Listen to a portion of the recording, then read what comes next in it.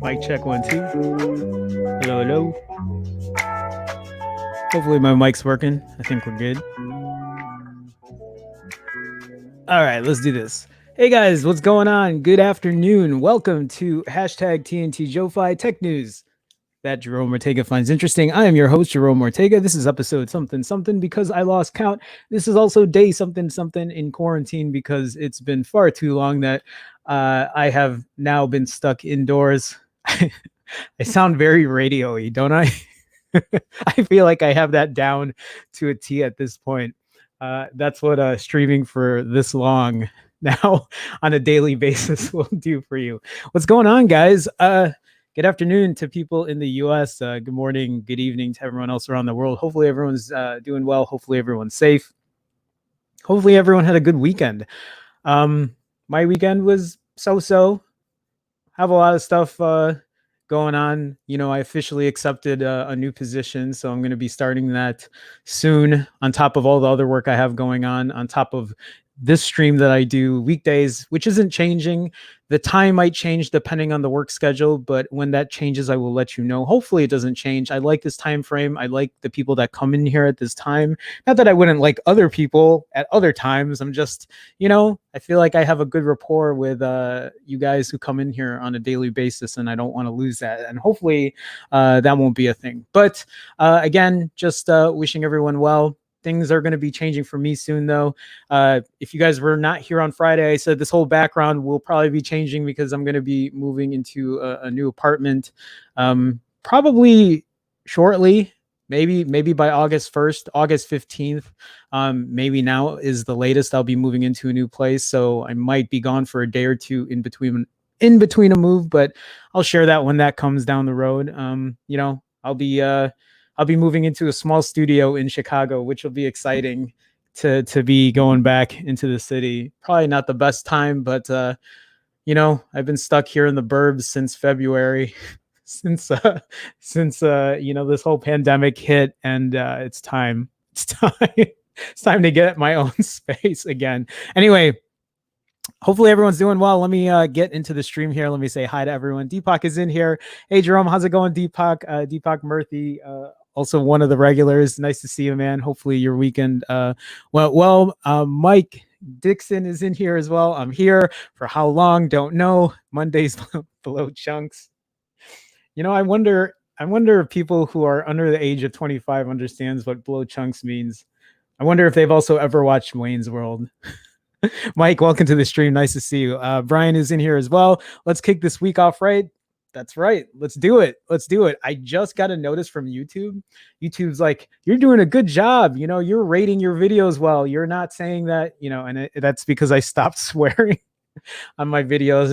And when I saw that message, I'm just like, God, like, I just feel like I'm just getting on my knees and doing what I need to do for YouTube, which is whatever. Whatever. Let's just leave it at that. Levin is in here. What's up, fam? Just made it to the stream. Levin, what's going on? How you doing, man? Welcome, welcome. Nice to see you in here as well. All the regulars are in here. Hopkins, hello. Hello, Hopkins. How's it going, man? Welcome. Welcome to the stream. Big House Productions is in here. Hey, hey, hey. What's going on, Big House? Nice to see you, Team Varai. Jerome, back in college, our class had an in-school radio station, and your intro brought back a lot of memories. Good day, everyone. That's awesome, man. What's going on, Team Varai? Nice to have you. I see your icons updated. Looking good, man. Looking good. Nice to see you. Welcome, welcome. Sean is in here as well. What up, Jerome? What up, Sean? What's going on, man? How you doing? Welcome to the stream. Sean says, is the new apartment better? Is it better than living with my mom and two of my uncles and one of my other aunts? Now, I love my family. Don't get me wrong. I have been living on my own forever since I finished college, and it's just to go back here.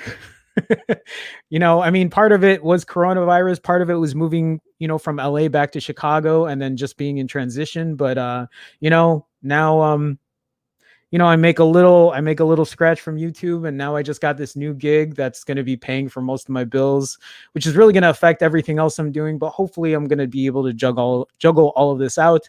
So, not to try to market here, but like your super chats and whatever, your memberships really help me keep doing what I'm doing. So not trying to force anyone, but I'm just saying, no, I do want to thank everybody for their support as always. It helps do what I do. Hopefully will not change the format of what I'm doing right now. Is it going to be better? It's going to be better location wise. I'm going to be back in the city, and like nothing wrong with the burbs if you're a burbs guy, but I'm not, and I just miss being on my own. So is it better? In a lot of ways, yes. 300 square foot apartment for about $900. You know, I'll be living in a little shoebox, but that's how I like to live anyway. I like living in small spaces. That's what works for me. So let me scroll back down here, just making sure I don't miss anyone. Paul's in here. Hi, all. What's going on, Paul? Nice to have you. Welcome to the stream. Max Tech Studios is in here as well. Hi, everyone.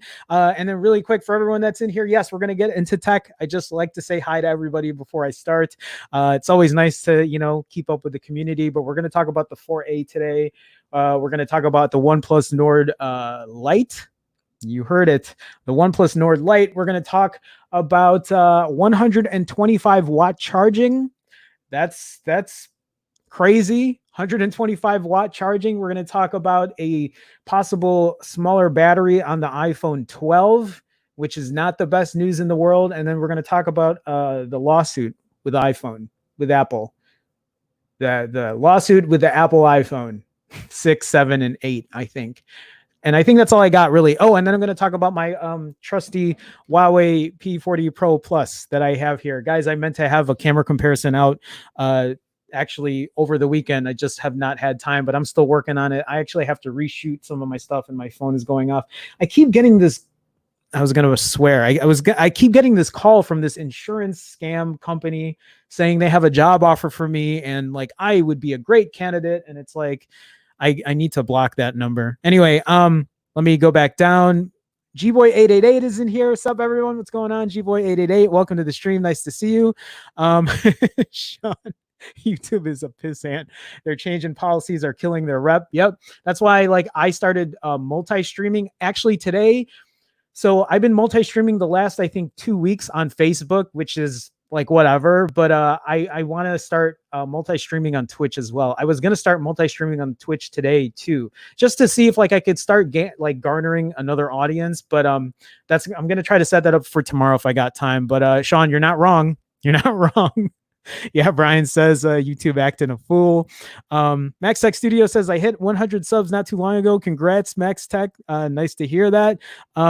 Levin with a $2 super chat. Levin, thank you so much. No message even. Levin, thank you for the support, man. Thank you for the continued support. For everyone that super chatted, you guys are great. Thank you guys for helping me continue to do what I do. I do appreciate it. Levin, thank you so much, man. I think right at this point you're like the top contributor. So thank you always for that regular support. Okay, let me see here. Deepak says YouTube and any private company are greedy and weird. I'm about to get demonetized. Oh, someone just liked me on Facebook. I don't know if I'm guessing it right, but if that's Brian, thank you, Brian. That's who replied last time when I said who liked me on Facebook. But Brian, if that was you, thank you, man. Cellwonk says, will there be a OnePlus 8T? There has been no confirmation on that yet, but if I were to guess, I would think there would be. But I don't know. This also goes to ask the question: is OnePlus, are they making too many phones now? Every 6 months, there's going to be, and now that the Nord is coming, and then a Nord Lite possibly, and then the OnePlus 8, OnePlus 8 Pro. Like how many phones do we need every year? Like is OnePlus ramping up to be the next Samsung?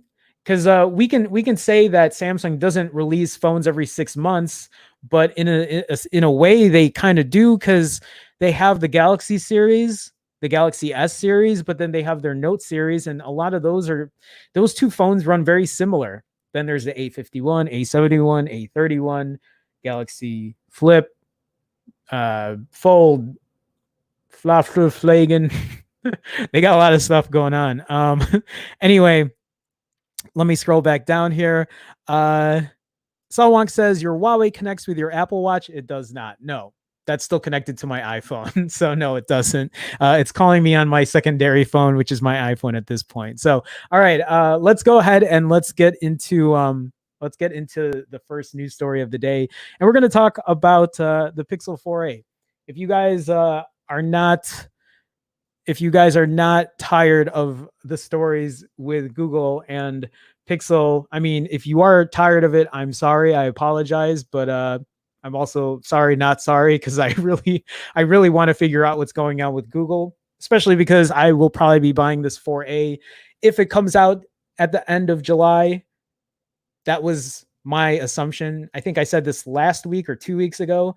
I said that the Pixel 4a is going to be announced in July. It's also going to be ready for sale in July.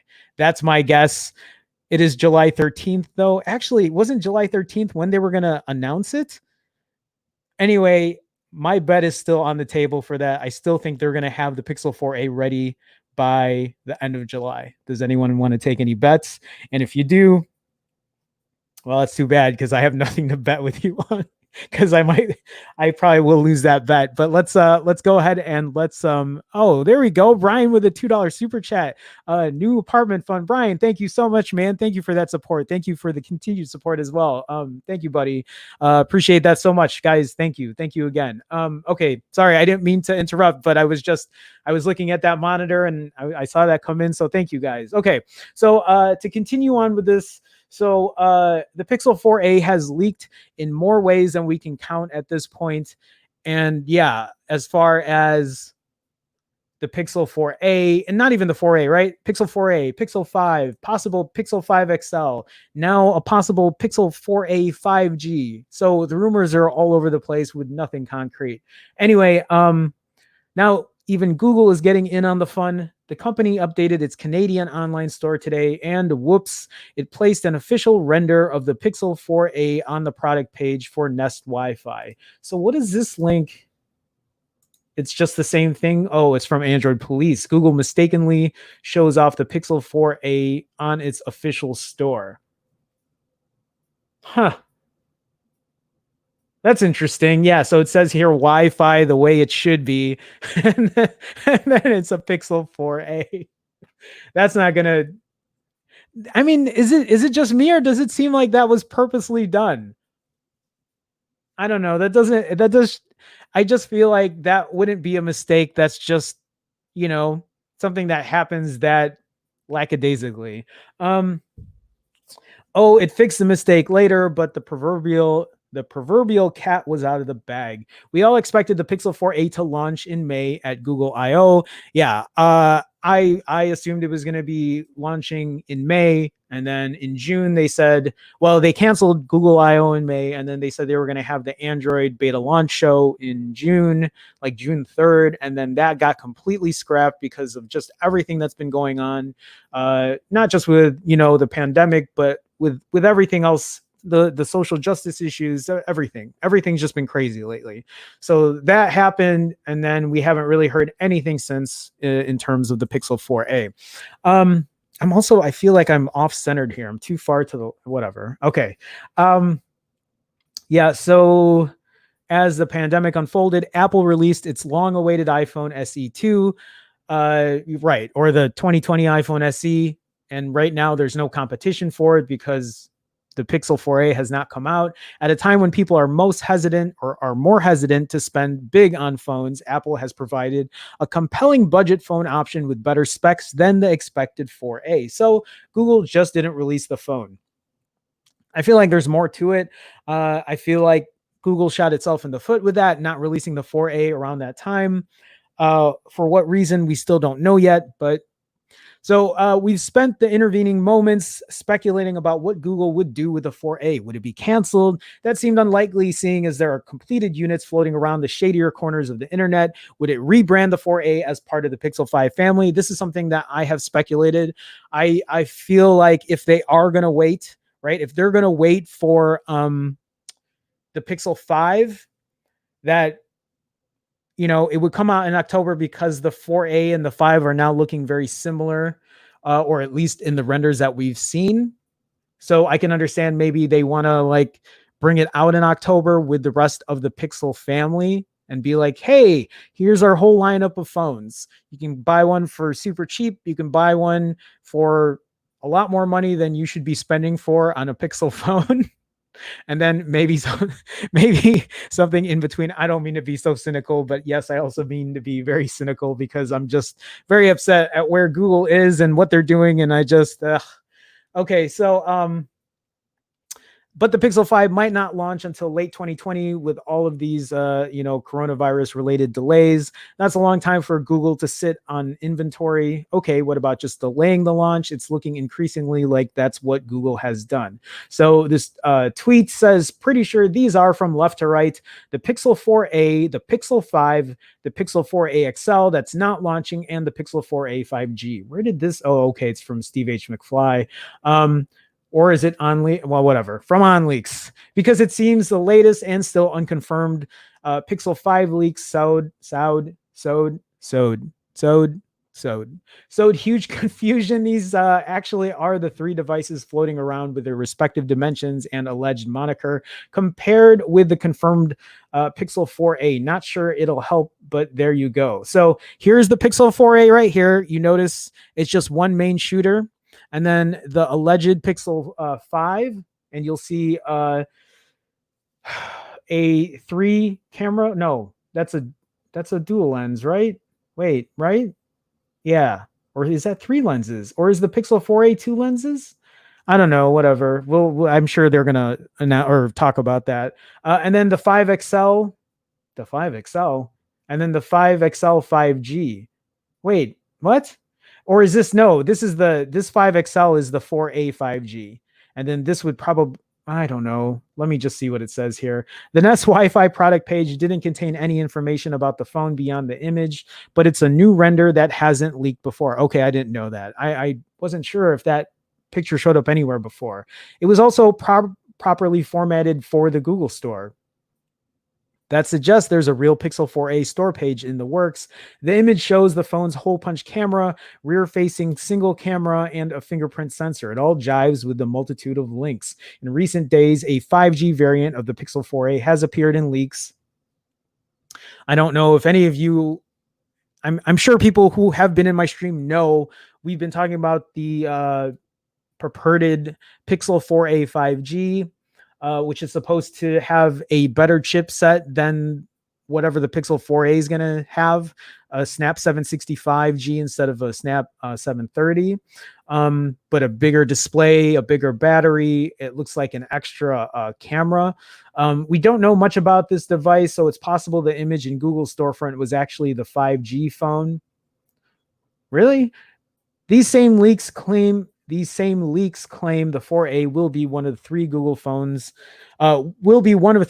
Google releases in 2020, along with the 4a 5G and the Pixel 5. Yes, there might not be a Pixel 5 XL at all. 2020 is shaping up to be a very strange release cycle for Google, and the Pixel 4a leak is just the latest chapter. So I don't know how you guys feel about all of this Pixel drama.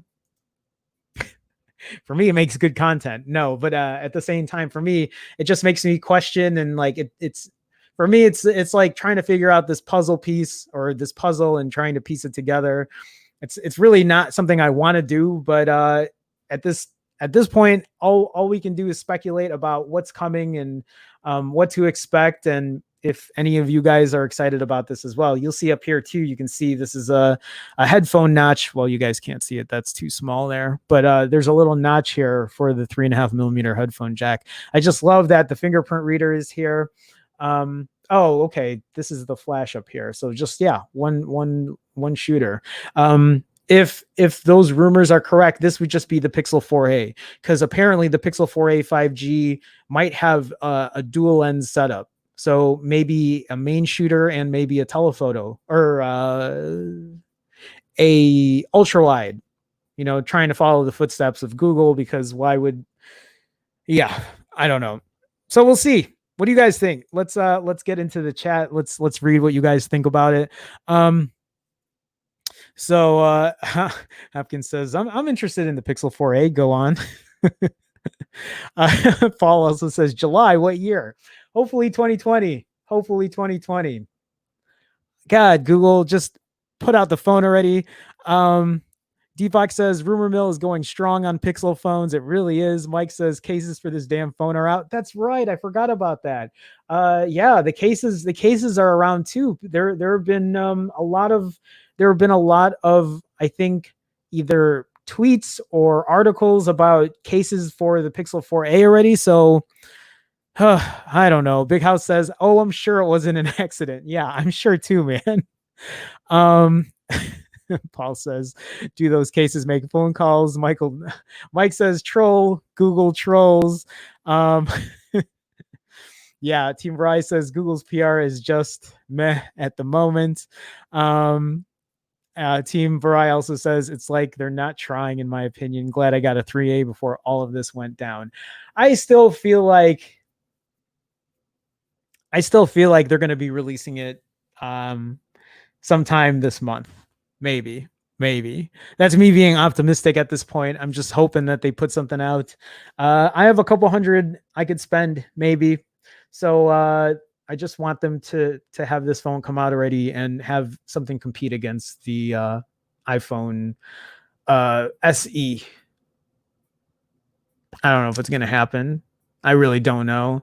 Maybe October is really going to be when they're going to bring this phone out, or are they even going to even going to delay it even more? That's another question too, is if I don't know what Google's thinking. Okay, so let me get back into the stream here. I see Chester in here. Chester, I don't know if I've seen you in stream before, man. Welcome to the stream, Chester Foster. I'm here on the Pixel 4. Google needs to stop this, quote, A business. Just drop the 5 and drop the price on the 4. So, Chester, I think a lot of people would feel differently about that, but I'm with you on this. The one thing I'm tired of is all of these extra phones that these companies are making, different price points, different whatevers, instead of just properly pricing a phone, giving us the best bang for the buck, and trying to stop just giving us what they think we need at different price points, and just giving us the best of what they can at a fair price. I think that is what you build with a community. I felt like that's something OnePlus used to do, and OnePlus doesn't do that anymore. But I agree with you. If the four came out initially, right? This is how I felt about this before, Chester. So I don't know if you've seen me talk about this before, but when the Pixel 4 first came out, my one biggest complaint was it was overpriced. I think I said that on day one, maybe day two, or whenever I got it. It was the first thing I complained about. And a lot of people disagreed with me. They just thought that I was being crazy saying that Google shouldn't charge, or they thought me saying that Google shouldn't charge $800. I mean, obviously, I feel like a lot of people have changed on that stance, but I think the Pixel 4 is a great price at $500. If the Pixel 4 sold at $500 on day one, I don't think it would have gotten as much heat as it did today, especially for things that it lacked when it came to the battery, when it came to Face Unlock, not being able to unlock the phone because, other unlock the phone with like more secure apps, because third party developers haven't had that done, or there were issues with Google not being as secure with it, like being able to unlock the phone with your eyes closed. Yes, they fixed that, but you guys know what I'm talking about. There were a good handful of issues then, but I think at a $500 price point, if they kept it there, that would have been great. And the fact that, and that's why, like, I couldn't recommend the Pixel 4 to anybody right now at $800. Right now is not a good time to buy a Pixel 4, not for $800. At this point, with all of these rumors flying around, it's best to wait, because that Pixel 4 is going to drop. It's going to drop again. I don't know when, but it's going to be in the near future. I think they just jacked those prices up because I think the Pixel 4a is coming. So they need to make sure that, like, if the Pixel 4a gets priced at $350 or at $400, why would you buy that phone when you can get I don't know, because the Pixel 4a has a fingerprint reader, has a 3.5mm headphone jack. It's probably going to have a better battery and it's going to have a similar camera. So why would you buy a 4 that kind of has some issues with other things? I don't know. Anyway, yeah, I think I might have talked too long about that, but Chester, welcome to the stream, man. Nice to see you. Deepak says, I'm sure Google has units ready to ship. I agree, but don't know why they're delaying the 4a release. I don't know either. Faris, let me know how you pronounce that. Faris, I think it's Faris. Natur, welcome. I know I've seen you in here before. For a company with resources as vast as Google, you'd think that they'd be able to pump out the perfect smartphone time and time again, but year after year, we stand corrected. This is why. And so, like, I don't know if you're familiar with Will, who usually will come in the stream. Will's been just so busy lately. Will's, like, back in school and working full time, and he just has a lot going on. But Will is a big Pixel fan. He's owned, I think, almost all of them, or he's been a big Google fan forever, but like he just gave up. He literally just gave up on Google. Just now his only phone is he has an iPhone 11 Pro Max, and now at any time that he can, he does not have the nicest words for Google at this point, because he's just tired of it. Like, he even goes as far as saying, why would anyone buy a Google phone at this point if you can have an iPhone that has all the Google apps on it anyway, has all the Google services on it anyway? You can have the best of both worlds. And in a lot of ways, he's not wrong. What the iPhone lacks, though, is customizability and being able to do a couple things on it. But, I think Apple's trying to change that with iOS 14 as well. But Faris, you're right. Year after year, you would think. And that's the thing, right? This is something that I used to say every year. Is like, man, next year is just going to be better. It's just going to be better next year. And then every year there's something else going on with it. And that's the frustrating part for a lot of people. So, okay, here. Roy J. Hey, Roy J, welcome, man. Welcome to the stream. Says, my guess is the 4a 5G will have the telephoto lens and the Pixel 5 will get the wide angle lens. So that's kind of what was going through my head too. Because I was thinking, why would Google release the wide or the ultra wide angle on the 4a before they release it on the 5, since that was the coveted right? The coveted lens that people wanted to get. So you could be right. I could see that too. Actually, in a lot of ways, that might make more sense. I was just thinking of what Apple was doing, and I thought maybe Google would just follow in the footsteps of Apple. But I could see that being what they do. The 4A 5G will have the main shooter and the telephoto. Then the Pixel 5 will have the main shooter, the telephoto, and the ultra wide. And hopefully, all of those will be exceptionally good and not just as good as the Pixel 4. That's my hope, because I still think when the Pixel 5 comes out, I still think they really need to upgrade their camera sensors. Not that there's anything wrong with the camera right now on the Pixel 3, 4, or 5, but I just feel like they're so similar at this point that I think Google really needs to step up to the plate when it comes to the Pixel 5. Otherwise, why would people buy the Pixel 5 when they can get the 4A at a cheaper price, or the 4A 5G at a cheaper price, even if it's going to have a telephoto or a wide or whatever, but still have a very similar output in terms of its main shooter. Okay, let me scroll down here. Jason Lim, welcome, man. Welcome to the stream. Since Google Store is delivering a month's worth of deals, Google may launch the Pixel 4. You mean the 4A any moment? Anyway, I agree with you on that. Kramsharon, am I saying that right? Kramsharon, the best Pixel is the 3A XL. I can see the argument for that, right? I mean, that makes a lot of sense. I mean, there are a lot of reasons I like the 3A over, the 4, just in terms of the fingerprint reader. I'm trying to think what else. The battery. I don't know how the battery was it's been a while since I've had it, but I can see your point, especially at the price at this point too.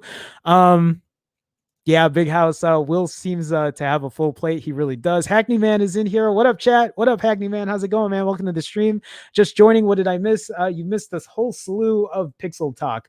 We're about half hour into the Pixel talk, but pretty much the same kind of chat as far as what is going on.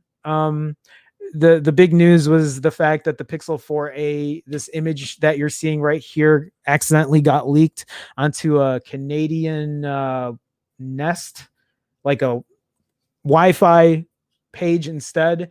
Whether that was an accident or not, I really don't think it was, but that's really all we're talking about, and what could be coming out, when it could be coming out, all the questions that we don't have answers for. So really, what did you miss? You missed us guessing when things are going to come out, when the Pixels are going to come out. And Google released their latest app version on iOS. I mean, that's the thing we've talked about as well. The fact that sometimes Google releases a lot of their app software first on iOS before Android, which is also equally as frustrating. So kind of makes it hard to, yeah. I've complained about this many times at this point. Yeah, so Team Verizon says, "Oh man, now I understand Will's animosity towards Google." I mean, like, yeah, Will drops in here a lot. We talk a lot through like other chat, and sometimes when he puts it out that way, it's hard not to get upset about what Google has been doing at this point. Deepak says Google should be careful on product cannibalization between the flagship and A series. And that's also a really good point.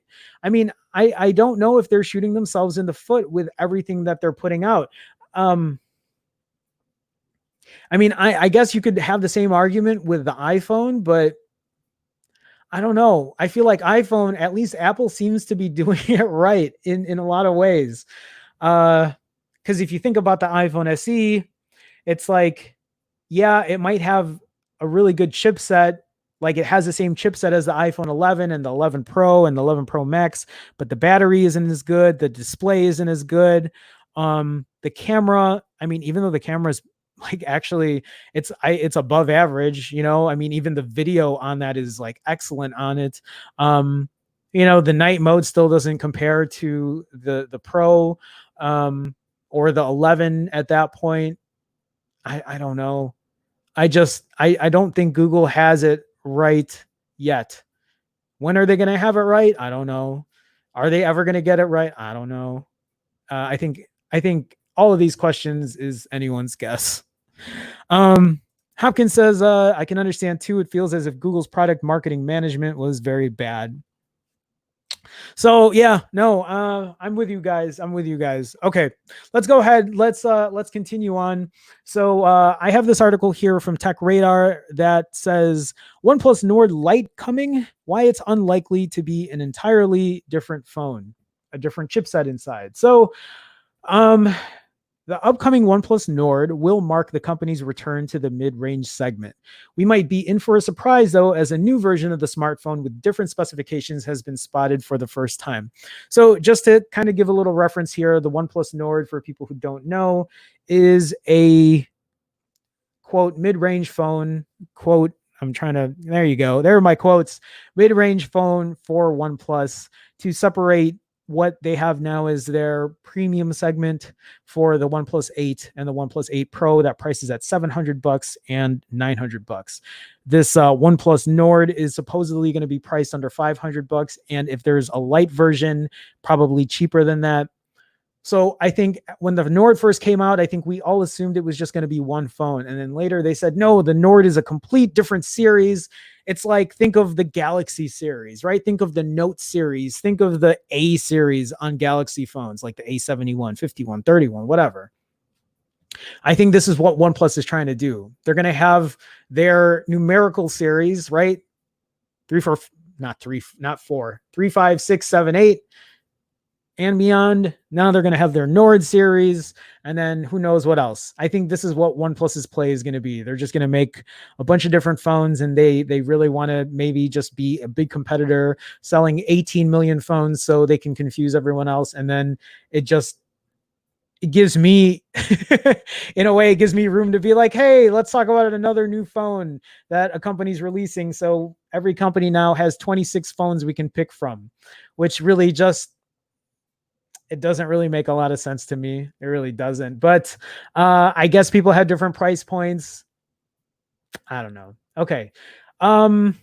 We might be in for a surprise. Let me switch this back.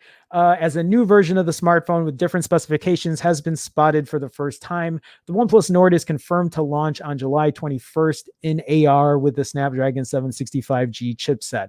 It's the current best SoC available for Android OEM after the Snap 8 series, and is one of the key factors for why the Nord will be priced lower than the flagships.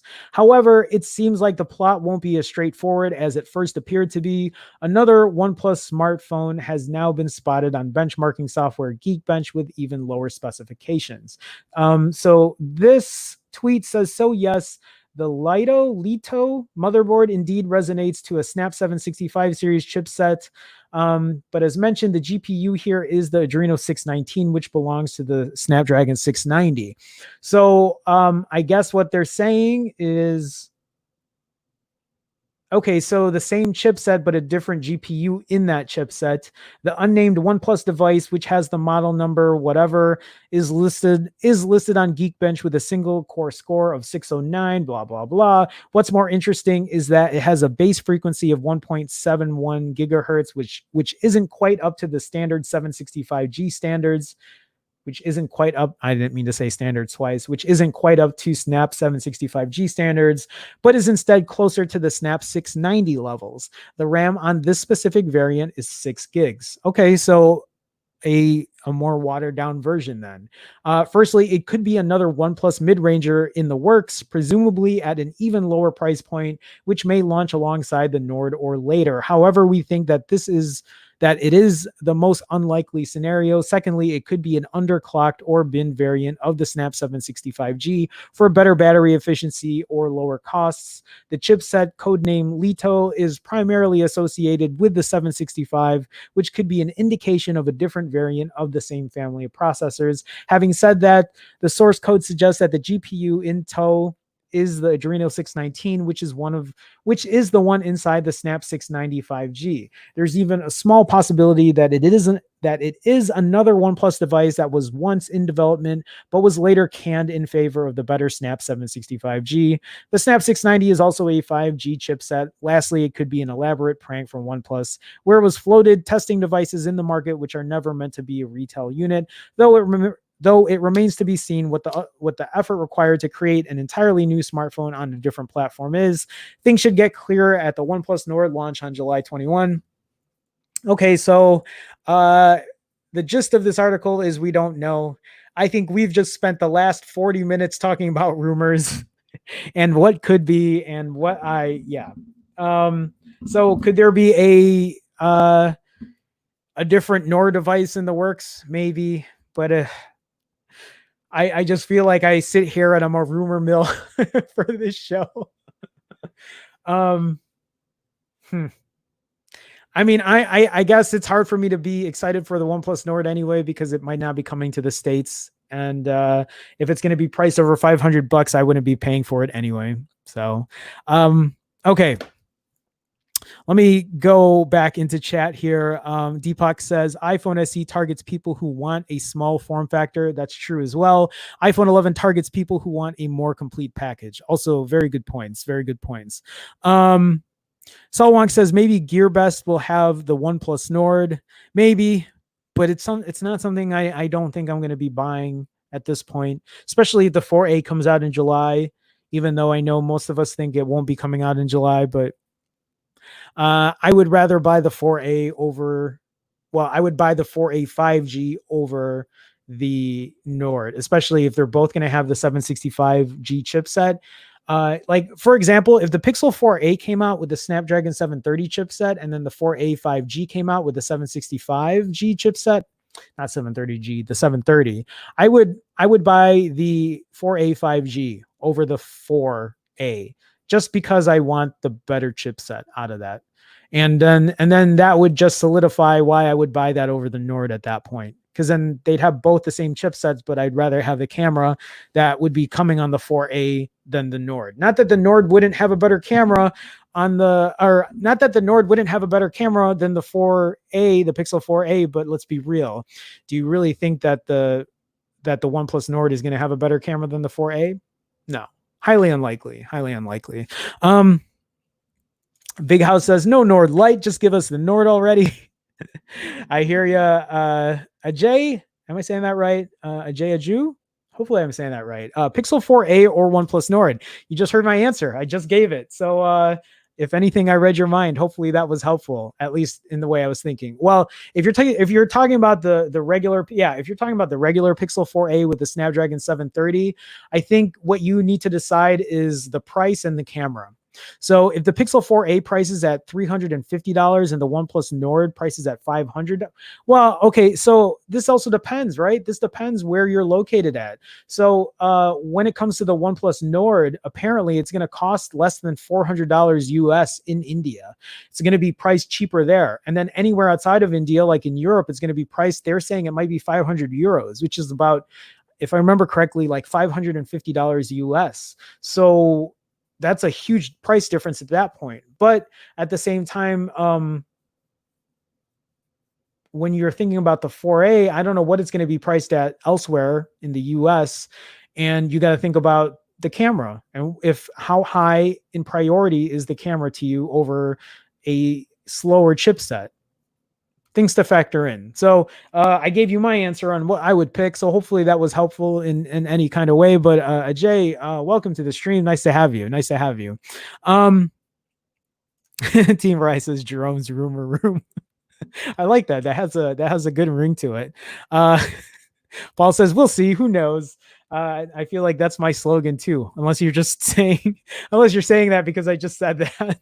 Deepak says Nord will be no match to the 4A camera. I agree. That's how I feel about it. Other features will be well spec'd. There you go. There you go.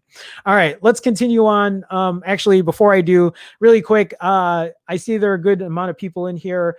So I will say this really quick, guys. If you guys have a chance, hit that like button. I know that sounds like really cheesy, awful marketing, and I hate saying that kind of stuff, but I think hitting that like button helps me algorithmically. I think it helps people find the stream. So please, if you get a chance, hit that like button. If you're not a subscriber, or if you're new to this channel, do know that I stream weekdays every day at 2 p.m. Central on the dot. I am here. We're all in here in chat. We're all talking. So if you're not a subscriber, please consider being one. Hit that subscribe button. It's free. It's easy. And, that's all you got to do. And then lastly, if you are in the stream and you see people with green in their name, or you see a red Chicago star next to their name, that is because they are part of the Phone Jerome fam, and you can be one too for as little as 99 cents a month. All you got to do is click that join button. You'll get the green in your name. You'll get the red Chicago star badge next to your name, and you'll get to use custom emoji. There are different tiers as well, but you can look into that later. You will also get your name in every single one of my intros and outros of my live streams. Again, you could do that for as little as 99 cents a month just by clicking the join button. If you can't find it, you can go to youtube.com/phone Jerome/join. That's all I'm going to do as far as marketing. But either way, if you can't do any of that, I know times are tough. So I completely understand, but even just hitting that like button or subscribing and being a part of this is a great way to support. Joining in chat, saying what's up, saying, just seeing what's going on. It's always appreciated. So thank you guys. Okay, let's move on. Let's talk about Oppo. I saw this article and I was like, oh my God, I knew that faster charging was going to happen and it was going to get quicker and quicker, but I did not know that we were going to jump this quickly into this kind of ridiculous charging now. This article from Android Authority is talking about 125 watt charging coming this week. It should top up your phone in 15 minutes. 15 minutes. That's 15 minutes. What? 15 minutes. How many times am I going to say 15 minutes? I can't imagine going from 0 to 1. I can't imagine going from 0 to 100% on your phone in 15 minutes. That's ridiculous. That would be, you know how perfect this is? That means that I could have my phone.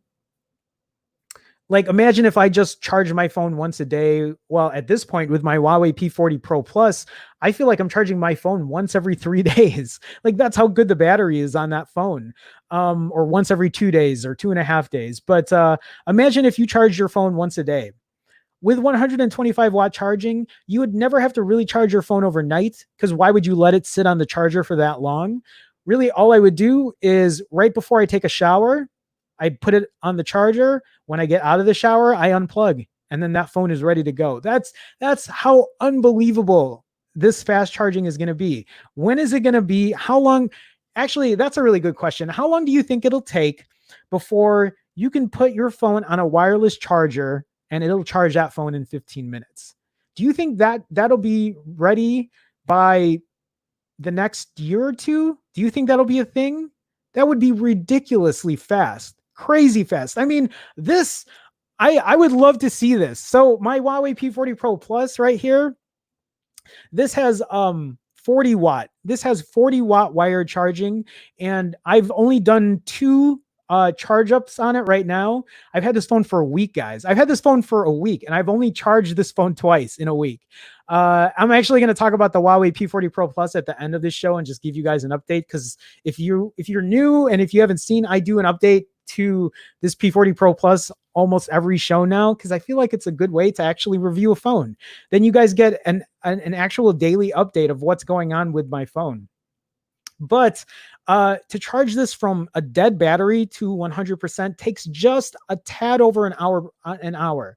From 0 to 100%. From 0 to 100% on my P40 Pro Plus, which has a 4,200 milliamp hour battery. So it's not a small battery, 4,200 milliamp hours. It takes just about an hour to hit from 0 to 96% at about an hour. Then it takes about an hour and 7 minutes, an hour and 8 minutes to hit 100%, which is already pretty fast. I don't take a shower in an hour for the most part, no, but it's about a shower and then getting ready and, having a cup of coffee, and it's like, okay, I'm charged. I'm ready to go. I can leave the house or whatever. But 125 watt charging in 15 minutes is crazy. So I have no idea who's supplying this. I haven't read this article yet. So Apple, well, I guess I should have, was that in the title? No, it didn't. So I didn't know it was Apple. Apple will debut its 125 watt fast charging tech this week. It should be able to charge a phone to 100% capacity in 15 minutes. Vivo is also planning to debut 120 watt charging soon. Apple's 65 watt Super VOOC, Is that how you pronounce it? 2.0 charging tech is currently the fastest in the market. It can top up a 4,000 milliamp hour battery in just 30 minutes. So I just told you my 40 watt does my 4,200 milliamp hours in about an hour and 7, 8, 9 minutes. If that wasn't fast enough for you, the company has all but confirmed that it will launch its insanely fast 125 watt fast charging solution on July 15th. Oppo posted a teaser for the upcoming rapid charging tech on Twitter. Check it out below. If you don't like waiting to charge, the wait is almost over. I got to mute this just in case. What is... Oh, okay. That's pretty self-explanatory. We don't expect Oppo to announce a new smartphone featuring 125 watt fast charging on July 15. However, we might get a timeline as to when the tech will release commercially. Okay. More importantly, we'll finally see how the company plans to implement the solution on new phones. For what it's worth, Vivo, Oppo's sister brand, has also announced an upcoming 120 watt fast charging solution for its IQOO. Oh, that's right. It's not, what's the word? Not italicized, the way they put IQOO, however you pronounce that, range of phones. I think it's all in caps, right? Or whatever. According to Vivo, it'll soon launch an IQ branded phone with the new charging tech. The company claims that the device is capable of reaching a 50% charge in just 5 minutes and 100% in 15 minutes. That's likely the same for Oppo's upcoming 125 watt charging, although it could be slightly faster. That's ridiculous. How fast is too fast? While 100 watt, this is something that actually concerns me, is like how, when you have something that charges, when you have technology that charges a phone's battery this fast, how does it affect its battery life? How does it affect battery degradation? Those are things to, certainly be weary about. So, and I'm assuming this is what they're talking about here. While 100 watt and above fast charging speeds might sound great, they could have their disadvantages. Earlier in the year, Xiaomi listed several technical difficulties with 100 watt fast charging, such as major battery degradation over time, safety, and more. In fact, when Oppo tested the 4,000 milliamp hour battery of the Reno Ace 2 with 65 watt fast charging, it found that the battery capacity dropped to 91% after 800 cycles of charging. While that's not bad at all, ramping up the charging speeds to 100 watts and above might also hasten that battery degradation. Actually, let me ask you guys really quick. Oh, I'm sorry. I meant to switch the screens, but I just meant to be big here. Have a bigger, whatever. Question for you guys. Please, somebody help me out. Even if I clip this article later on, if somebody can reply in the comments and help me out here. So you see in this article where they're talking about, it found that the battery capacity dropped to 91% after 800 cycles of charging. Where can I find an app that tells me what my battery capacity has gotten to? On my iPhone, at least on my iPhone, it does that now. I mean, I guess they did that ever since, quote, Batterygate, which is a story I have later on. I like that Apple has that feature that tells me what my battery's capacity is at, or like the battery health. I think people have told me before I could go into benchmarking apps or whatever to look for that, but why doesn't Android have an actual... Why is it not baked in to let me know where my battery degradation is at, or my battery health? I'd like to know what my battery health is. Wouldn't you guys want to know that? Wouldn't you want to know upfront how good your battery health is? If there's a site that really tells you, like for real, tells you what your battery life is, your battery health is, please, somebody let me know. I don't know, maybe some companies actually do tell you that, or maybe it's baked in somewhere and I just can't find it, but I'm curious. I just want to know where I'm at when it comes to this, especially with my Huawei P40 Pro Plus. Now that I'm charging it with a 40 watt wired charging, I would like to see if I'm losing battery health at this point charging it, because not only am I charging it using fast wire charging, but I'm dropping my battery life to 0%. I'm draining my battery down.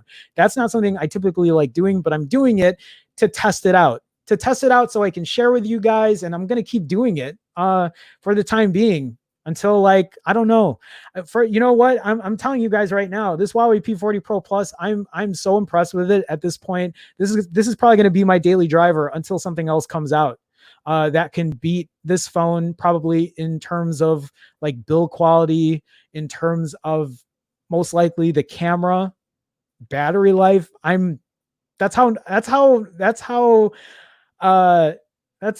That's actually how excited I am over the phone. But we'll talk about that later. Anyway, nevertheless, we hope manufacturers like Oppo and Vivo work out all of these problems before bringing their fast charging solutions to the market. We'll keep you updated as and when we know more about their plans. Okay, that's it, right? Okay, let me get into chat. I was just thinking if I had another thought or anything on that. So let me go ahead and scroll back up. You guys are chatting a lot. Jeez.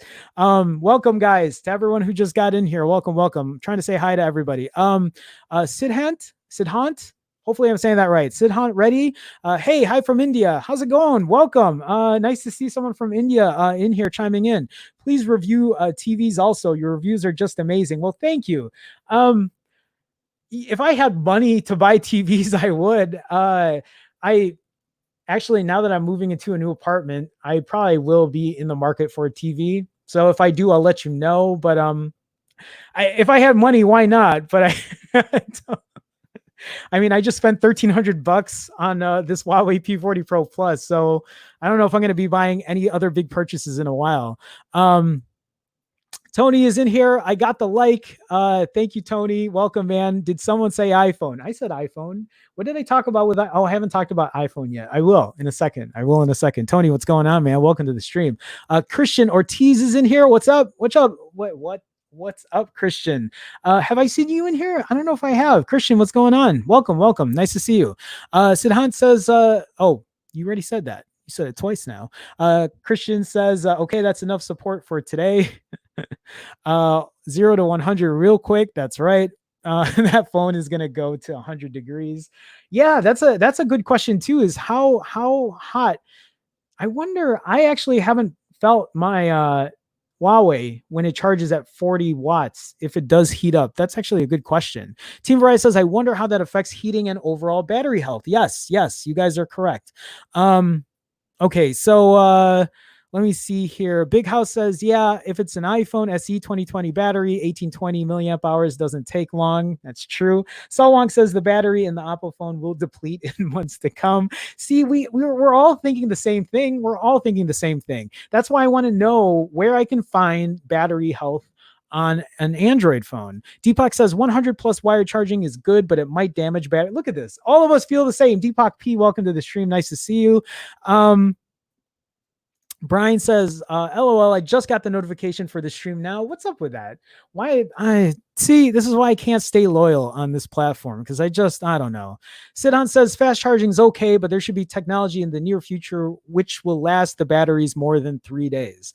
I would love to see that too. I don't know if that's, well, I don't know.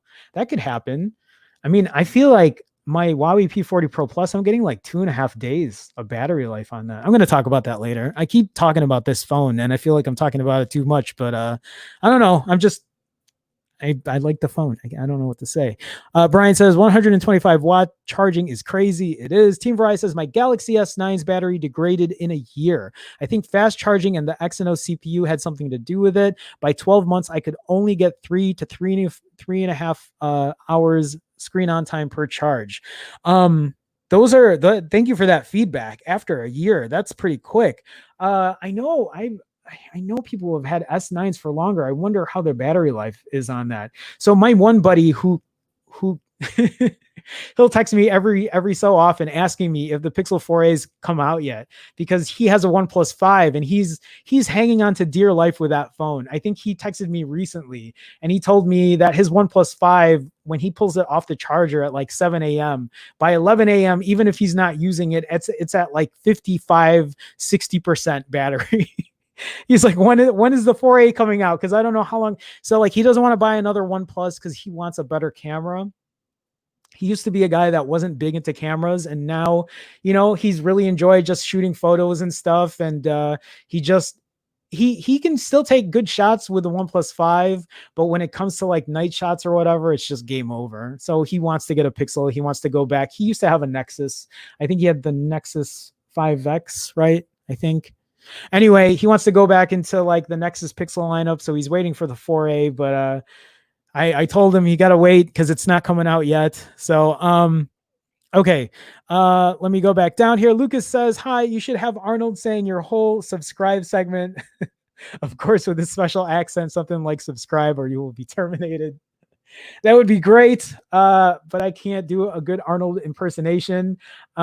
Maybe I could find a way to clip all of those sentences together. But that's not bad. That's not a bad idea, Lucas. Lucas, welcome to the stream, man. Nice to see you.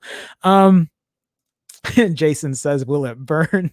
Hashtag note 7. Deepak says, Oppo's VOOC technology does not overheat the phone's battery. Oh, so they figured that out. That's good to know.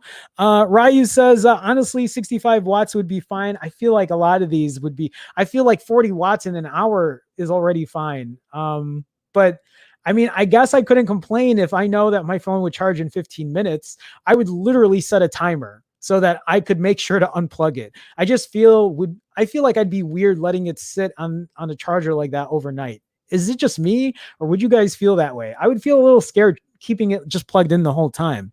But that's cool. Deepak says heat management is done in the charger. That's crazy. Ryu also says, what's next? 200? No, I bet you it'll be 150, and then 200 will be coming. Marcus says, subscribe for quality content like my hit movie Jingle All the Way. Marcus knows what's up. Marcus, what's going on, man? Welcome to the stream. Marcus says, watched a bunch of Conan live interviews recently. Thank you for the enlightenment of retro TV weirdness. Marcus, I'm glad you took the time to check that out. I'm glad. Hopefully you found that entertaining, because that was one of my favorite segments back in the day. I love that a lot. A lot of Conan's older skits were so good. They were so good back in the day. Marcus, welcome, man. Welcome. I'm glad you chimed in with that. Selwong says Accu battery. So is that really good for anyone else in here? Can you guys confirm on that? I mean, I'm not doubting you, Selwong. I'll check it out. But Accu battery will tell you the health of your battery and like where it's at. Is it as good as whatever iOS has baked into theirs? I'll check it out. I'll check it out though. Thank you. Lucas says OnePlus. We waited for wireless charging to reach wired charging speeds before putting it into the 8 Pro. Oppo, 125 watt wired charging in 15 minutes. OnePlus. Oh man. But you know what's coming. I feel like OnePlus has all of these now up their sleeve. They're just going to use all of these to be their marketing ploy to get people to buy the next upcoming OnePlus phone. Sean says Sony also has that. You're talking about battery, like battery life, battery health. It's been so long since I've had a Sony phone. Hopkins says the battery benchmark from the Play Store. My Nexus 5X is 61%. Damn, 61%. Okay, battery benchmark. Battery benchmark, Accu battery. I got to remember those. I'll just rewatch the stream.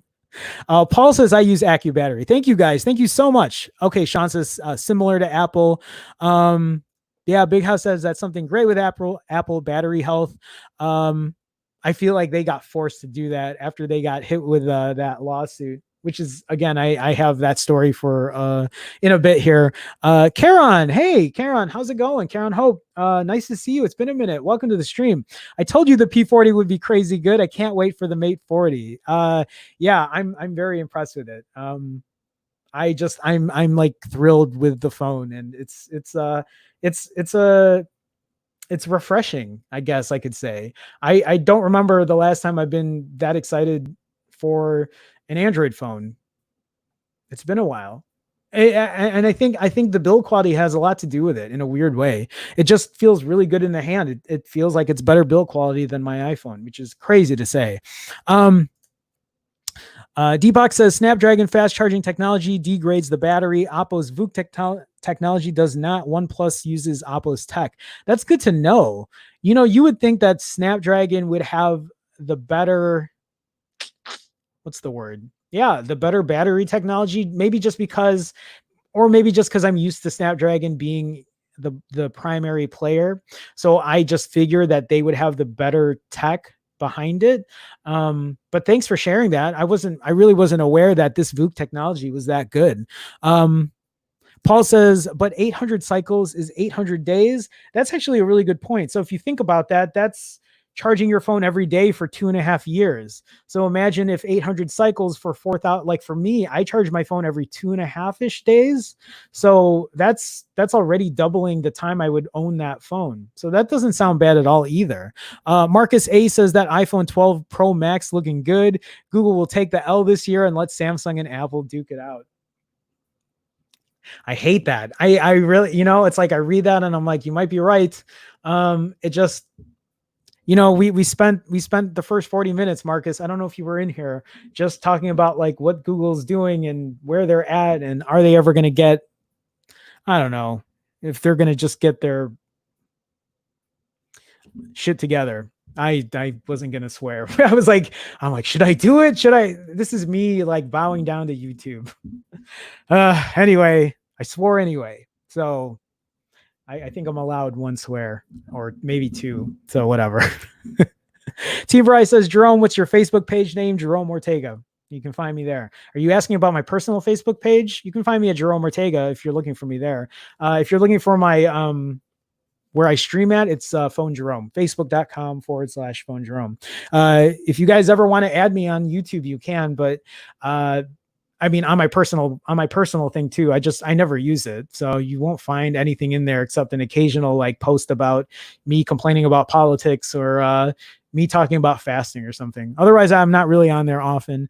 Jason Lim says, if you're a power user, charge more frequent, degrade faster. Very true. Sean says, I agree with Sidhan about battery tech should be at least 2 days, but fast charging is very essential. There you go. Deepak P says, sodium ion batteries last 1 week. It's upcoming technology. Wow, 1 week. That's awesome. I think I've heard about that, but it's been a while since I've seen anything about that kind of battery tech. Marcus A says, Fiverr for the Arnold outro. That's not a bad idea. I forgot about that. That's not a bad idea at all. And you guys know, I think for people who have seen my streams with Arnold before, I have him talk. So I just sync oh, that's a good idea. Oh, I like that. Thanks, Marcus. Thanks for the idea there. I'll check that out. Sean says Sony has upgraded their battery tech and optimization to have great battery life with 4K displays on the Xperia 1 Mark II. I've been hearing so many good things about that phone lately as well. Moraldahar,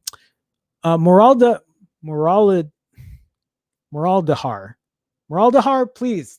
I'm butchering it. I know I am. So if you want to help me pronounce it, please feel free. Welcome to the stream. I think if the Pixel 5 pricing, the Pixel 5 pricing $500 is worth to take on Apple, I think so too. I really do. But they're not going to charge it at that point. Like that's the thing that's upsetting. The rumor is they're going to price it at $700, which is, is the Pixel 5 going to be competitive at $700? I think the answer to that is it depends what the iPhone 12 prices their phone at. The initial rumor was that the iPhone 12 was going to be priced at $650. If it's still going to be priced at $650, the Pixel 5 is going to have a hard time selling. Not that it already has a hard time selling. It's just going to have an even harder time. If the iPhone 12 gets priced at $700, then yeah, maybe the Pixel 5 has a better playing field or even playing field, but I still think the Pixel 5 could be dropped lower. The fact that they're going to make a Pixel 4a 5G now, or apparently they will, with the same Snapdragon 765 chipset, and they're going to price that at what, like $500? That's what I'm thinking is going to be priced at $500. I think the Pixel 4a 5G with the Snapdragon 765 chipset will be priced at $500, and I think that will even make it harder for people to buy the Pixel 5, unless the Pixel 5 has that many things better in it to make it a better phone to buy. Like Deepak Murthy was saying, cannibalization on Google's part. Why would someone buy that Pixel 5 if the 4a 5G is going to be that comparable?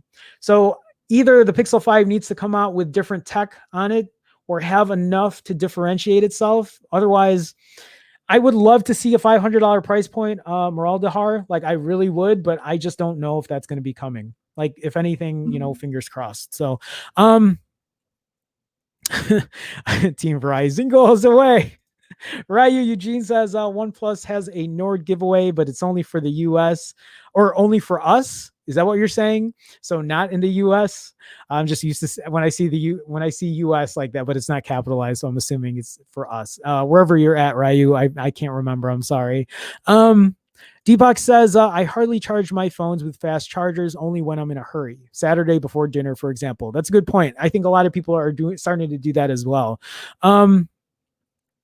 Okay, so Solwong says, yes, AccuBattery will also notify you when to recharge your battery. Oh, that's cool. I like that. I'm going to check that out. Adwait, am I saying that right? Adwait, please let me know if I'm butchering your guys' names, please. Adwait Sharma, Samsung is pretty good with only 25-watt fast charging. Yeah, I mean, I think in a lot of respects too, like 25-watt isn't bad, especially if a lot of people don't really care. They have the time to charge it or whatever.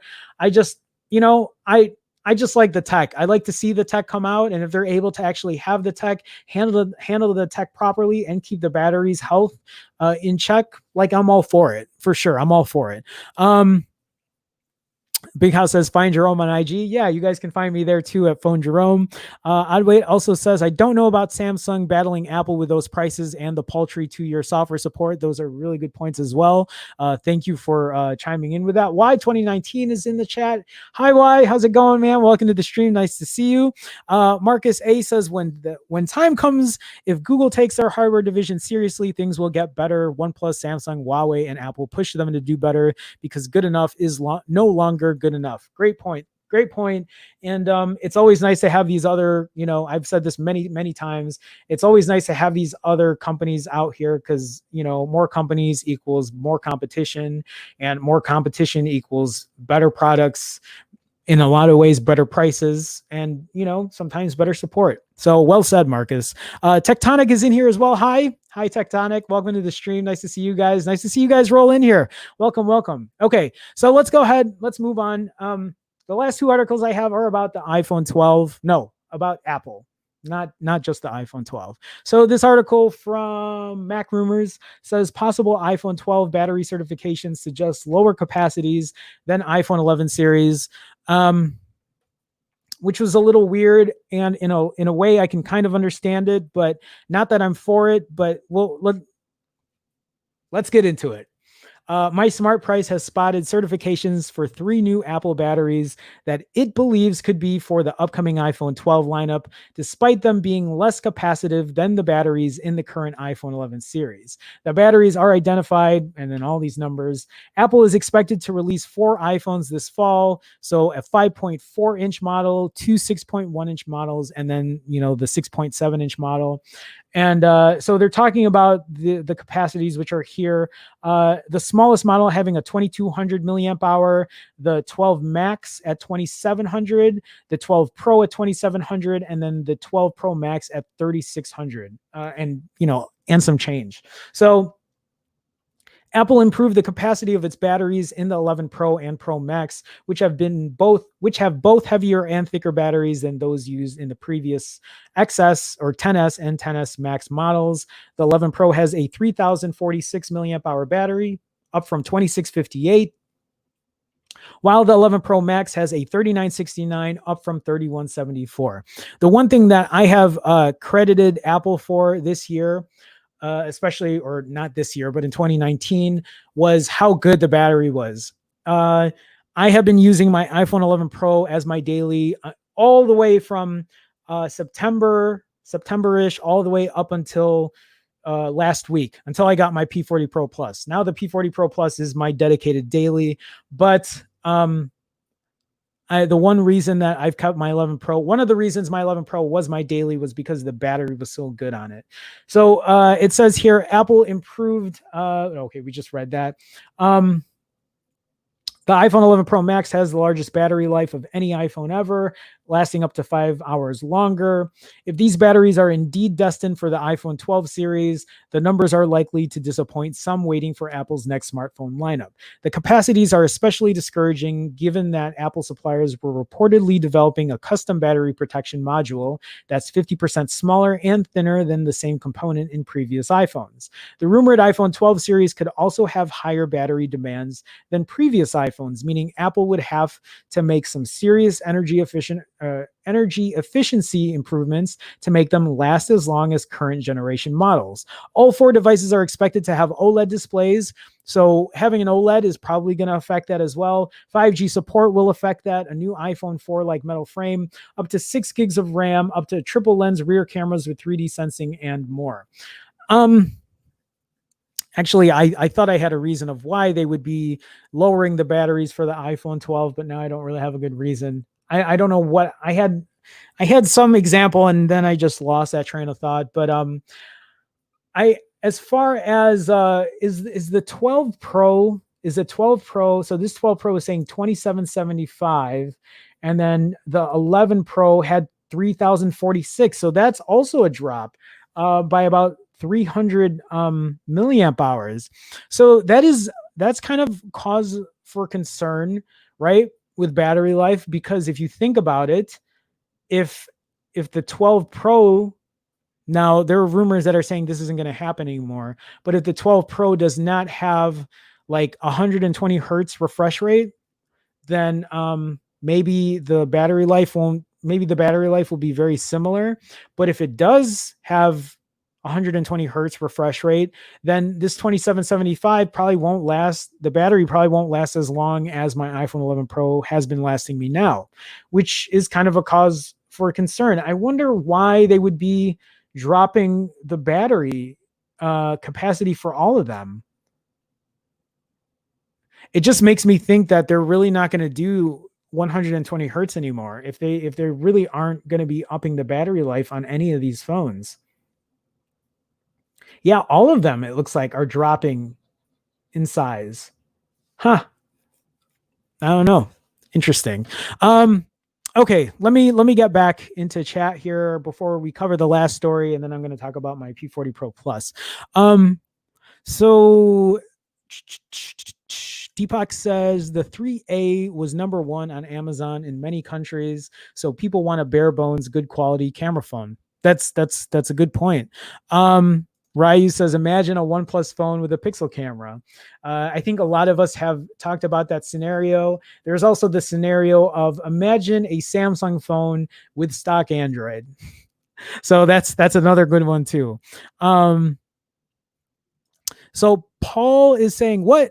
Out of curiosity, I checked out P40 Pro Plus price, €1388, while P40 Pro is $588. Yeah, there's a big difference between the two. So I paid what did I pay for my P40 Pro Plus? I paid 1,040 pounds for it, and I know I could have gotten the P40 for way cheaper. And the only difference is the build quality. So the P40 Pro Plus has a ceramic back, and then it has the 10 times optical zoom. Those are the only two differences, if I remember correctly. But yeah, Paul, I was willing to pay top price to get like the best of the best. So, but there is a big difference between the two. Even Grant was telling me, he's like, Jerome, you can buy the P40 Pro and not the Plus and get it for way cheaper. And I'm like, no, I want the Plus. but yeah, you're not wrong there. So let me see here. Paul is saying, sorry, didn't see it was on a carrier. Unlock Pro is $988. Okay. Well, yeah, either way, I still think there's a big price gap between the two. Oddweight is saying, are you okay with Apple removing the chargers from the box? Honestly, it'll be bad for the older people who don't charge phones so often and don't have an abundance of chargers. So Oddweight, if you actually go back, I think a day or two, I have a video clipped exactly about that. And yes, I said the same thing. So I said people like me or other people who are very into tech we have a ton of these things. We have a ton of these chargers. We have a ton of these cables, and it's not going to matter to us at the end of the day. But for a lot of people who don't own a lot of phones, like they're going to need something like that. Really, the whole point of what I was saying on that video or on the stream that day was like these companies, they're not really being transparent about what they're doing or why they're doing it. I said, yeah, it's great. They're going to get rid of the chargers because at least it'll help environmentally. But do these companies really care about the environment? No, they don't care about the environment. Like, are they going to drop the prices if they're going to remove these charging bricks or cables or earbuds? No, like they don't care. I don't think they're going to be dropping the price. They're going to keep the prices over $1,000, over $1,200, over $1,500. The reason they do it is because they get to keep more money in their pocket. It's just a profit thing. It's a margins thing, like profit over people. That's how I feel about a lot of these companies. I do get into it in there. So if you do get a chance, feel free to check that video out because I did talk about that. Okay, so Paul says, but then again, Huawei can't be rooted, so that's a big no. That's also a good point. Let me see here. Moral Dahar says iPhone 12 pricing $650 or $750. Yeah, I talked about this on Friday. We don't know at this point. We don't know. I'm hoping $650 still, but a lot of people now are saying that like, yeah, that price that might not be the right price. It might be $750, which would be disappointing. Y says I don't think that the batteries would be this downgraded. I hope not. I really don't. Hackney Man says OnePlus Nord with G cam. There you go. I mean, that could make a big difference as well. Marcus says a couple years ago, they had the Google Play Edition phones. Yep. I remember those. Remember the Samsung one? That was a great one. I wish that was something that companies still did, but I don't think it's ever going to happen again. It would be cool to buy phones unlocked from manufacturers and choose what software you like. That would be the best. Like that is what I would love, to just buy any of these phones. Cause then you know what you would be competing against? You would be competing against the hardware. How good is the hardware? Because then you can put whatever software on it. But these companies aren't going to do that. And now these companies have too much invested in it. They want you to be in their ecosystem. They want you to use their ecosystem. But I guess at the same time, me using my P40 Pro Plus, I have learned to start moving away from Google.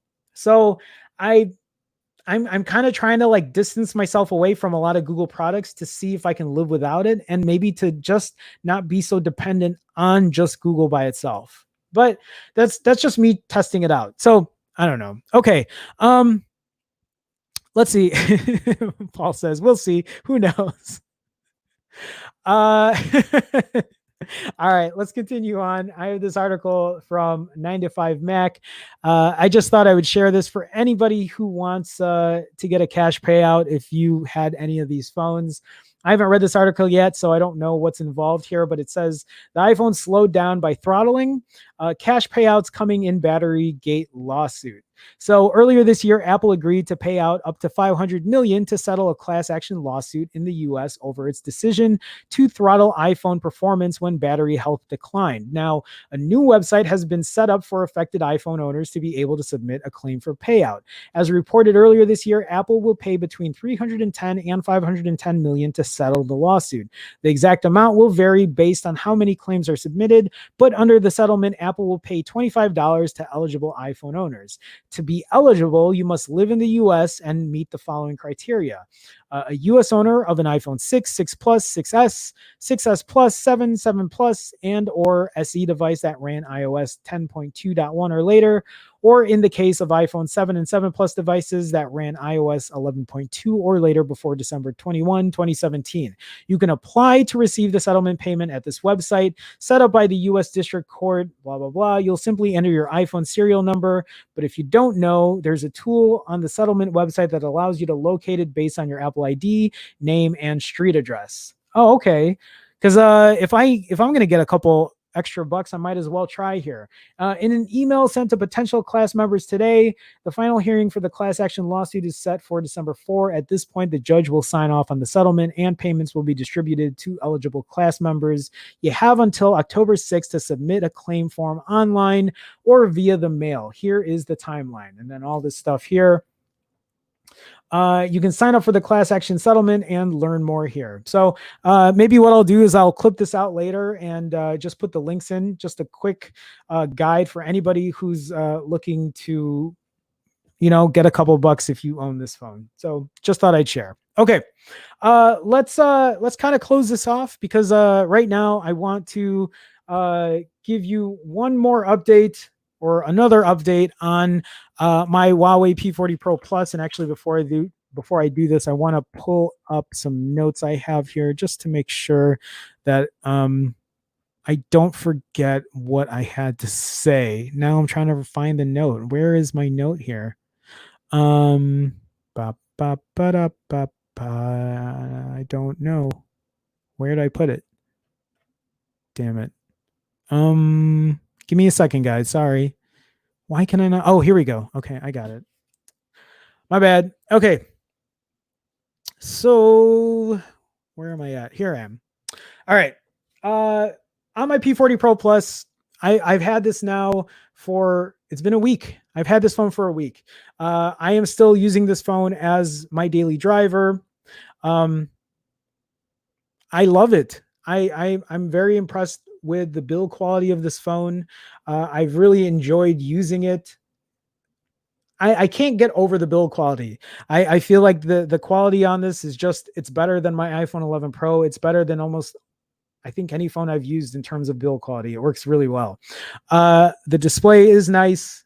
I can't speak about like the colors and like how fluid it is, but I do see the little changes here and there with the 90 hertz whenever it's being used. I don't know if it changes here or there, but it's not something that I have really dived too deep into. Obviously it doesn't have a lot of Google apps or apps in general because it doesn't use that framework, but I figured things out on this P40 Pro Plus. The one app that I use the most, and I have to thank Lucas for a lot of that, is the Aurora Store. I've used the Aurora Store for getting a lot of apps to work on my P40 Pro Plus, and I've been able to get almost everything on it. As I'm looking at it now, I'll just share through it. So, the Amazon app, right? Both my banking apps, Capital One, the Chase app works really well on it. I've used Discord, Etsy. I've used Etsy as well. And then, I found other substitutes, right? So instead of Google Maps, I use the Here We Go app. Instead of Google Chrome, I use Brave. Not Brave. That's what Sean wanted me to use. I use Opera. And then for mail, I actually just switched over to Outlook, just testing Outlook out at this point. But like other apps like Instagram, Patreon, Reddit, Twitch, I use YouTube Vanced. I talked about that as well. Spotify. These are all apps I use. I'm able to use them fine on my phone, and they update great.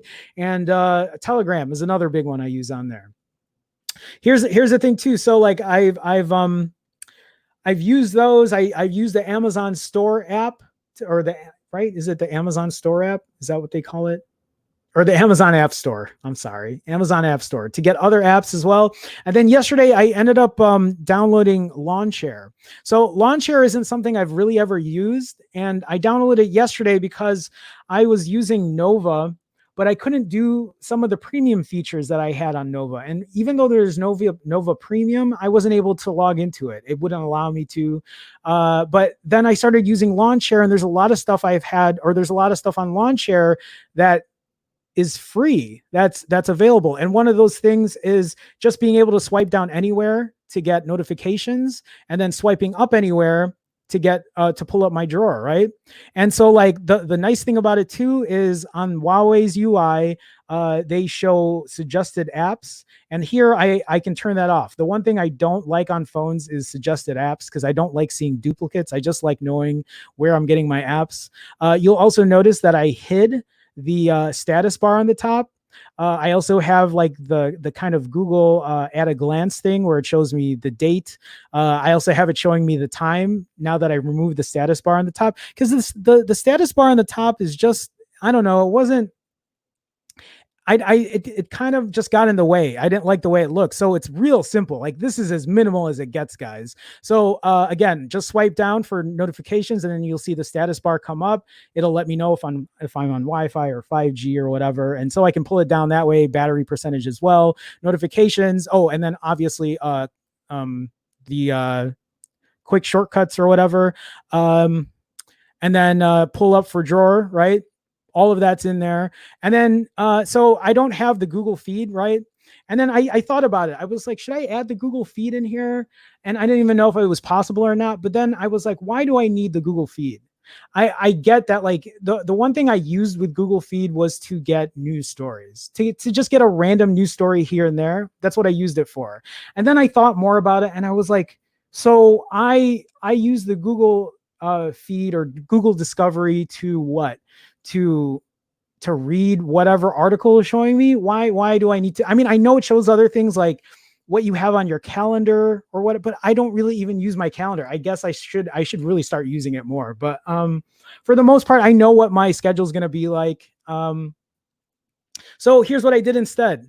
I use, so I don't know if any of you guys know, but I use a news reader to get my news when I read tech news or any kind of news when it comes to science. So instead of swiping over to get my news, all I do right now is I double tap.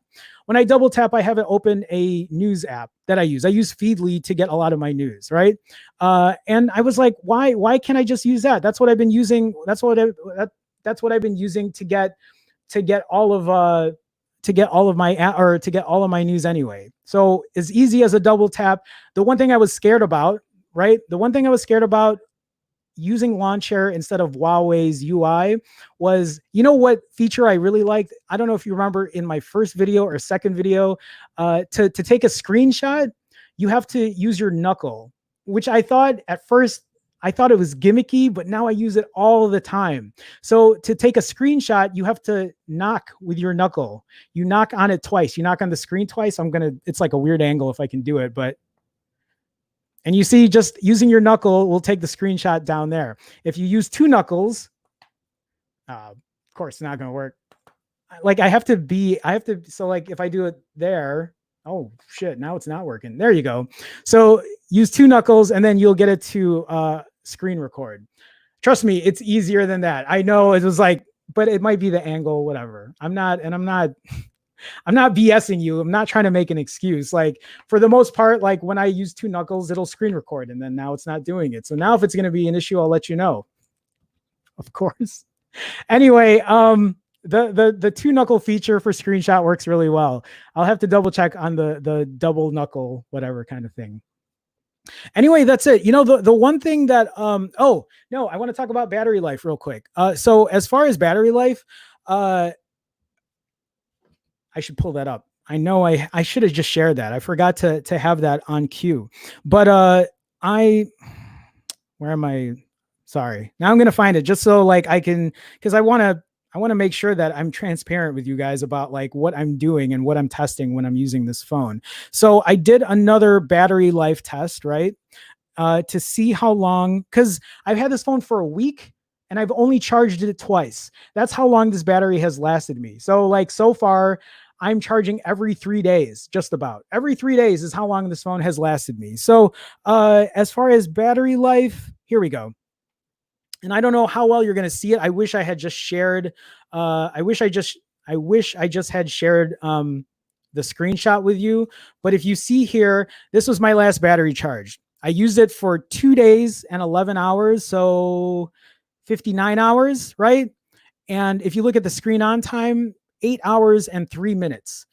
This had 2% battery left. So the last screen on time was 7 hours and 40 minutes. This time the screen on time was 8 hours and 3 minutes. FYI, I do use 5G. So 5G is enabled on this phone.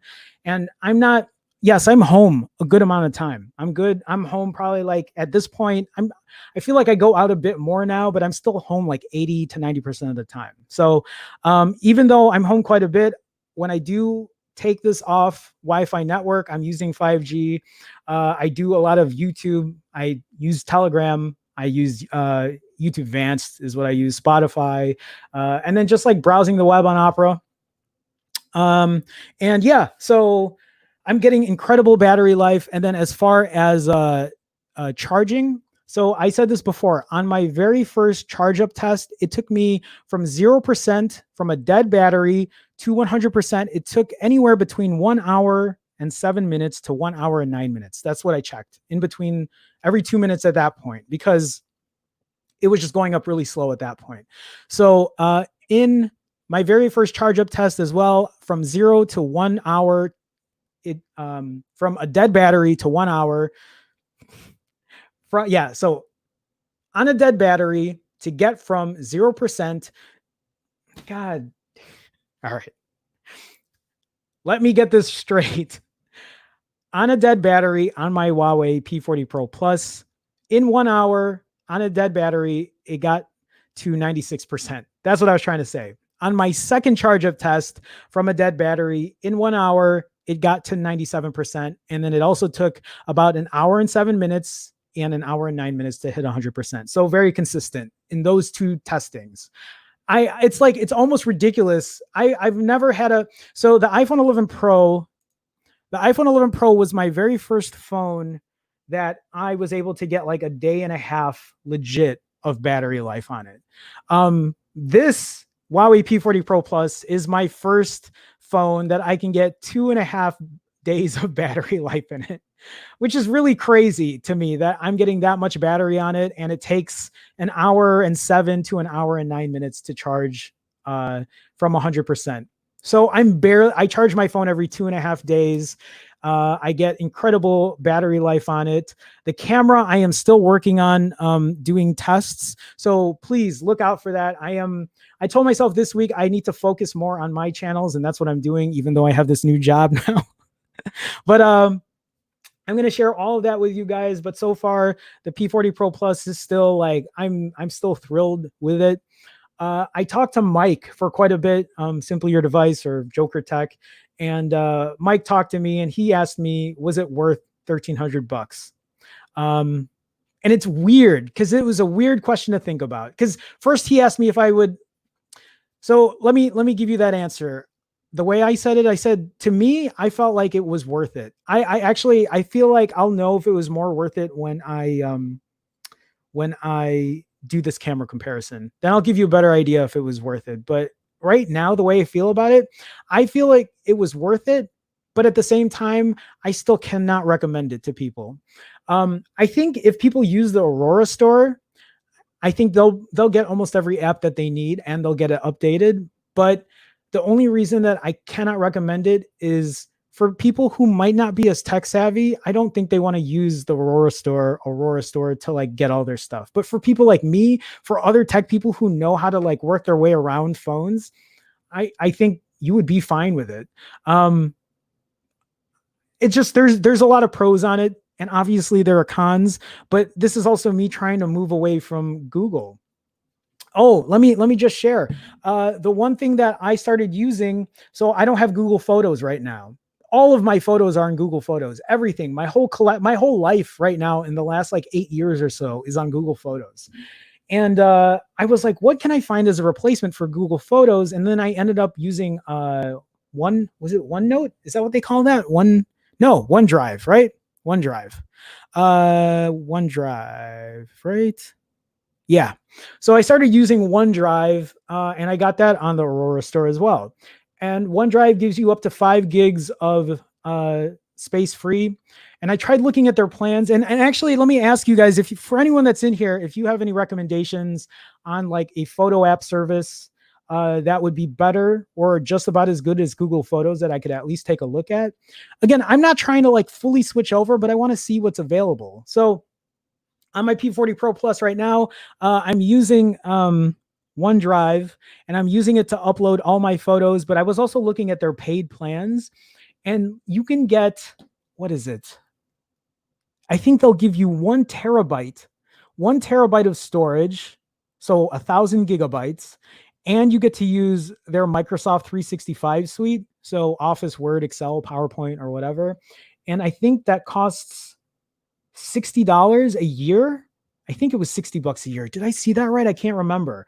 But I thought that was a pretty good deal. But then I saw Dropbox, and I think Dropbox is about the same price, $60, but they give you 2 TB. It's not going to give you Microsoft 365, obviously, but it gives you a ton of storage space. So I was thinking of doing that instead. I don't know. I just want to try to find a replacement, and I'll do a little more research on it, but that's pretty much it with my updates for that. I need to do more camera comparison testing.